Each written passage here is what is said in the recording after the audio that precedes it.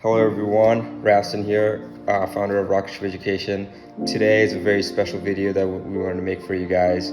I have my co-founder Amina Alam here. Hi Apu, how are you? Hi, I'm doing great. So we're just gonna have like a casual conversation about why we started Rocketship and go through some of the helpful items that Bangladeshi students need to know about the admissions process, whether it's bachelor's, master's, and PhD. So with that, let's get started. Apu, how are you? I think to start, let's just begin. How I want to hear your story. Like how you got into the educational space, and I would want the audience to hear, how we met together and why you decided to kind of partner with me in Rocketship Education. Yeah, okay, that's a great question. My name is Amina, and we decided to co-found Rocketship Education. I think for two reasons. I think we both shared a vision that, we have lots of capable, intelligent Bangladeshi students that just don't know the process or are just extremely confused by all the information they find online. So, I've been in higher education for over a decade. I've worked in New York City. I've worked in, 2-year college programs, 4-year college programs, as well as graduate programs. So that's pretty much what I do.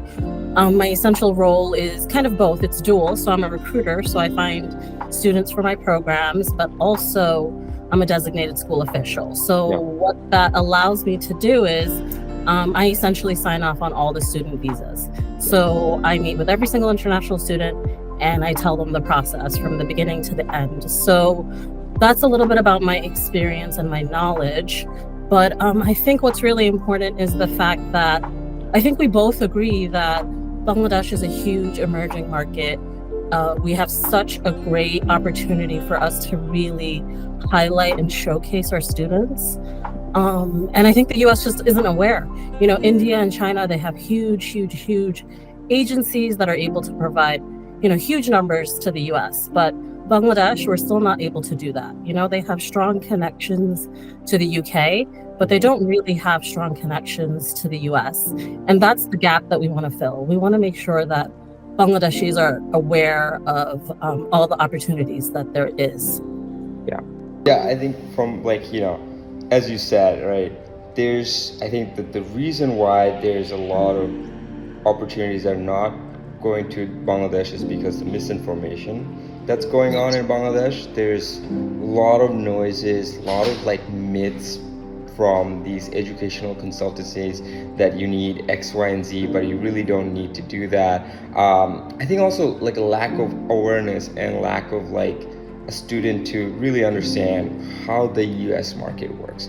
Bangladeshis, I think we're working out they usually are they're two camps, right? One is completely unaware of what's going on, qualified but unaware of what's going on, and the other one is aware of what's going on but don't even know where to even begin. Yeah. In in the United States, it's just we know the process, we see how things happens, right?